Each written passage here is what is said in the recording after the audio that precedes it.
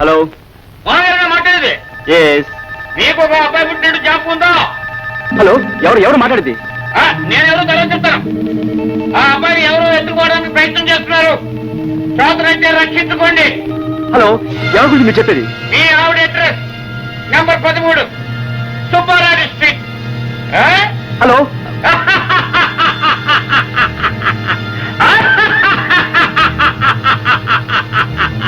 Hello.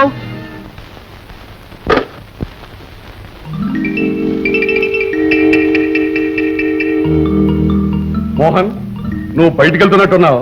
నాకు చిన్న పని ఉందో చేసి పెడతా. ఇప్పుడు కాదు డాడీ, నాకు అర్జెంట్ పని ఉంది. అర్జెంట్ పని ఉందా నీకు? నీ అర్జెంట్ పని ఏంటో నాకు తెలుసులేవా.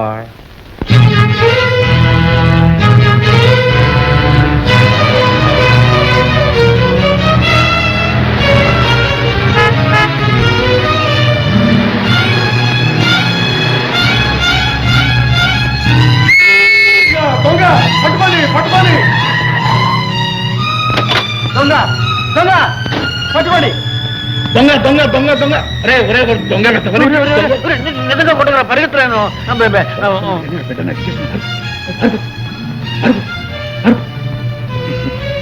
దొంగ సార్, ఈ బిడ్డ మీ బిడ్డ సార్?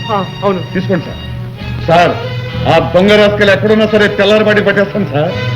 సార్, మీ బిడ్డని ఆ దొంగ మీద ఎత్తుకెళ్ళే వరకు మీరు చూసుకోలేదు సార్? అదే మేము అమ్మగారు మీరు సినిమాకి వెళ్ళారు సార్? వెళ్ళా తప్పులేదు సార్, కానీ బిడ్డను మాత్రం అలా వదిలిపెట్టి వెళ్ళకూడదు సార్. సరే పదండి సార్, మిమ్మల్ని ఇంటికి దిగబెట్టి వెళ్తాను. అక్కర్లేదు, నేనే వెళ్తాను. అదేం కుదరదు సార్, మిమ్మల్ని ఇంటికాడ దిగబెట్టిన తర్వాతే నేను వెళ్తాను. అది మా డ్యూటీ సార్. పదండి పదండి పదండి.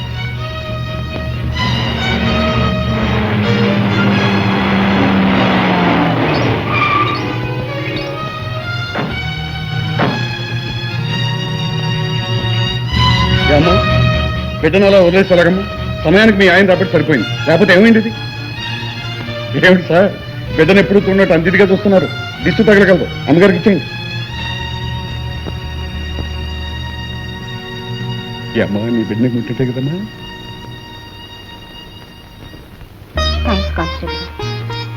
చెన్నయ్య గారు జాగ్రత్తగా చూసుకోండమ్మా, అసలే రోజులు బాగలేదు. లోపల తీసుకెళ్ళండి. నా పేరు సుజ్ఞానం సార్, నెంబర్ 126 సార్. లోపల తీసుకెళ్ళి తగ్గొచ్చుకోండమ్మా. వస్తానమ్మా.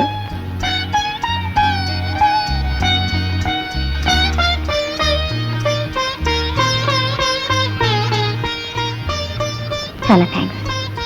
భర్తగా మీ బాధ్యత మర్చిపోయినా తండ్రిగా మీ బాధ్యత నిర్వహించారు. నాకెవరు ఫోన్ చేశారు?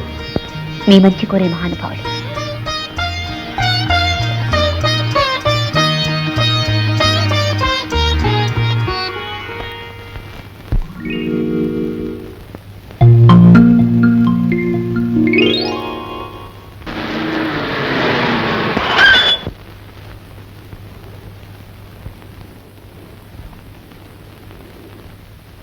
ఎరా, అంత అర్జెంటుగా వెళ్ళావు? ఎక్కడికి వెళ్ళావు? ఏమైంది? అది అతను మా ఫ్రెండ్ ఒకడికి యాక్సిడెంట్ అయింది. ఫోన్ వస్తాను, వెళ్ళి ఆసుపత్రిలో జాయిన్ చేసి వస్తాను. అలాగా? క్షేమంగా ఉన్నాడా? బాగానే ఉన్నాడు. ముద్దొస్తున్నాడా? ఏమిటి డాడీ? అబ్బే, బాగున్నాడా అని అడిగాను. వెళ్ళు వెళ్ళు వెళ్ళు వెళ్ళు వెళ్ళు.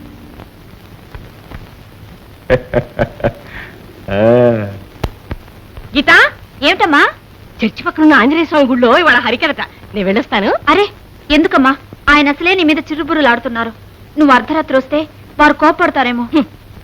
నా కర్మగాలి అల్లుడికి భయపడాల్సిన రోజులు వచ్చాయి. ఆహా, నేను వినేది రామాయణం. నేను వెళ్ళి తీరాలి.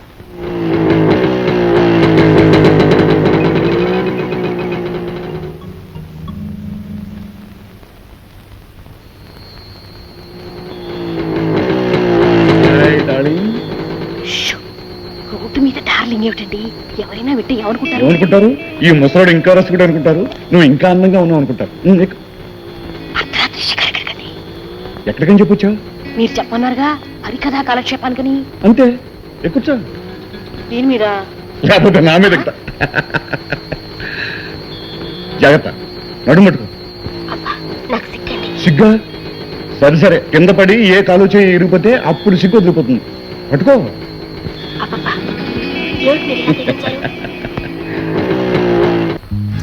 ఏమిటండి ఇది?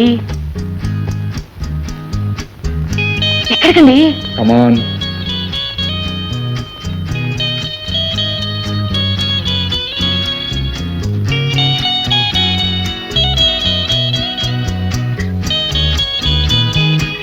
ఇప్పుడు ఈ హోటల్ రూమ్ ఎందుకండి? పెళ్ళంతో హాయిగా మనసుకు మాట్లాడుకోవటానికి. నా బాధ నీకేం తెలుసు? మన ఇంట్లో మాట్లాడుకున్నామంటే నీ కొడుకు చూస్తాడేమోనని భయం, వాళ్ళింట్లో మాట్లాడుకున్నామంటే నీ కూతురు చూస్తుందేమోనని భయం. అందుకని ఎవరికైనా తెలిస్తే ఏమనుకుంటారండి? అనుకున్న వాళ్ళ అదృష్టం నీకెంత నువ్వు కదా. ఇంత ఆలస్యంగా తీసుకొచ్చి దింపుతున్నారు. ఇప్పుడు వాళ్ళు అడుగుతున్నాను ఏం చెప్పంటారు? నువ్వు పురాణ కాలక్షేపంగా చెప్పావు కదా, రామాయణం అమోఘంగా ఉందని చెప్పు. దశరథుడు పియ్యో మొర్రో అంటూ ఏడుస్తున్నాడు, పిల్లలుగానే దమ్ములేక. రేపో ఎల్లుండో రాముడు పుట్టాడని చెప్పు, సరిపోతుంది. వెళ్ళండి. అలాగే. ఏమండి, కొంచెం చూసి జాగ్రత్తగా వెళ్ళండి. మిమ్మల్ని డాక్టర్ గారు వెళ్ళవయ్యా, నేను ఎవరి మాటలు విన్నాను. మరి పరమేశ్వరం లేదండి? పరమేశ్వరం ఏటో అనుకున్నాను, కానీ ఆఖరికి ఏమిటి ఆఖరికి? అమ్మో సామాన్యుడు కాదండి. మా సామాన్యుడు కాదు, నాకు తెలీదు. అసలు ఏంటి ఏం జరిగింది? ఎవరో అమ్మాయిని మోటార్ సైకిల్ ఎక్కించి హోటల్కి వెళ్ళారండి.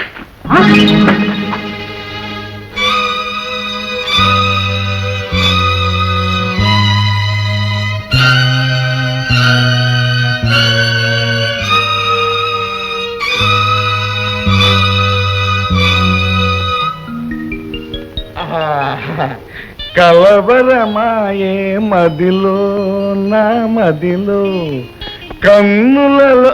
హలో మై బాయ్, ఏమిటి పొంచావా? ఇంకా నిద్రపోలేదేమిటి? ఏమిటి డాడీ ఇవాళ మంచి హుషారుగా ఉన్నారు? మనం ఎప్పుడు హుషారుగా ఉంటాం. చెట్టు అది పట్టించారు ఈరోజు. ఎక్కడికి అని అడగొచ్చా? అడగచ్చు, కానీ మనం చెప్పకూడదు. బాయ్ బాయ్ తాత. కలవరమాయే మదిలో నా మదిలో.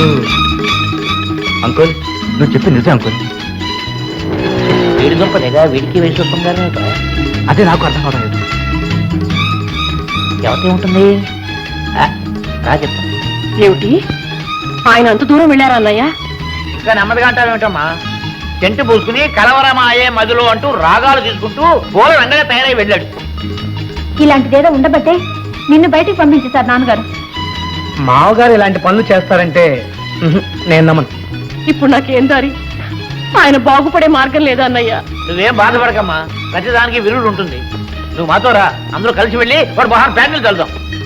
నేను రాలేనన్నయ్య, నాకు గుండెదడ ఎక్కువైంది. ఆయన ముఖం కూడా నేను చూడలేను. మీరు వెళ్ళండి. రామాయ్ రావాయ్.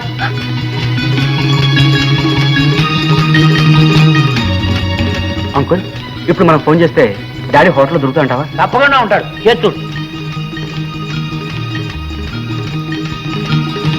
హలో, ఈజ్ ఇట్ హోటల్ సుధారా? Get me Parameshwara's room.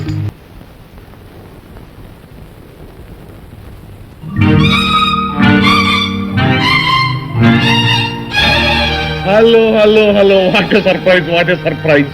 ఏమిటి విశేషం? అర్ధరాత్రి అందుకే ఒకేసారి హోటల్ చూడాలనిపించిందా, లేకపోతే ఏమైనా పార్టీ ఉందా? పొరపాటు ఇక్కడికి వచ్చారు. ఇది మా గది, మీ గది ఎక్కడుందో చూసుకోండి.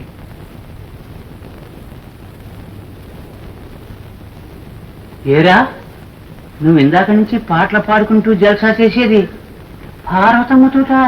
ఎరా, నీకేమైనా అభ్యంతరమా? నా పెళ్ళంతో నేను హాయిగా పాట పాడుకుంటాను, గంతులు వేస్తాను రా.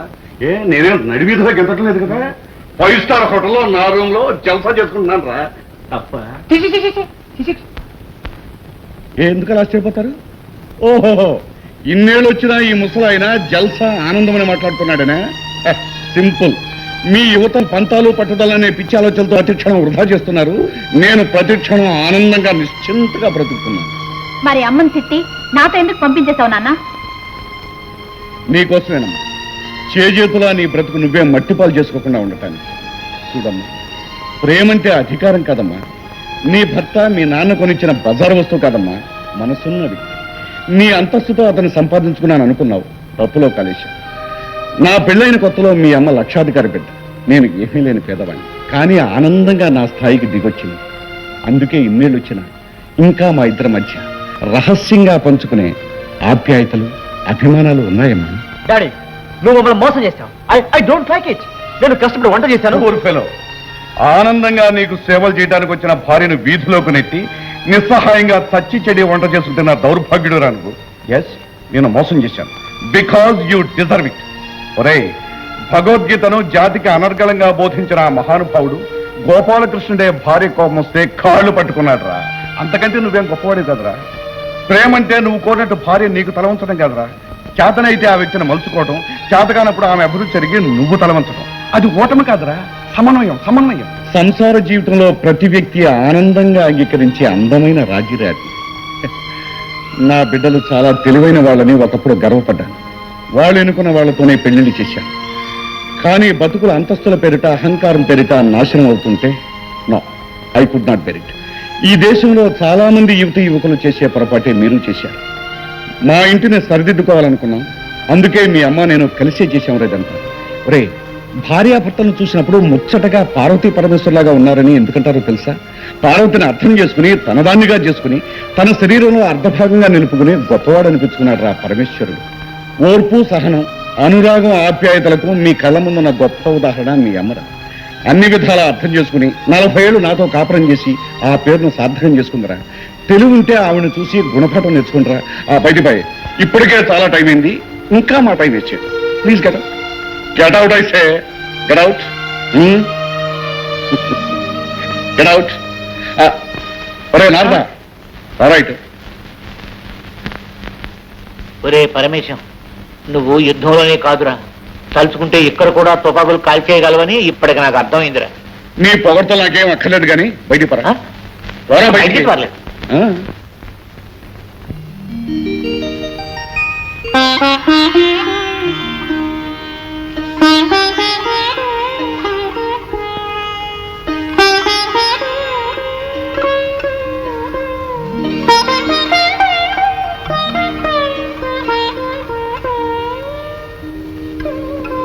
Sunitha, I'm sorry. నేను మూర్ఖంగా ఇంట్లోంచి వెళ్ళగొట్టాను. నన్ను క్షమించు. తప్పు నాది ఉందంటే భర్త మందలించినంత మాత్రాన గడప దాటిపోవడం నాది పొరపాటు. మీ నీడను కాదని నా అంతటి నేను బ్రతకాలనుకోవడం నేను చేసిన నేరం. నన్ను క్షమించాల్సింది మీరు. సునీత, ఏమండి ఏమండి,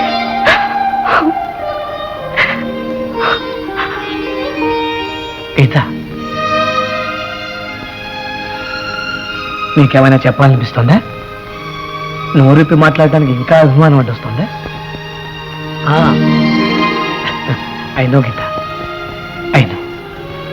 నీ మనసు నాకు బాగా తెలుసు, నాకే తెలుసు. గీత,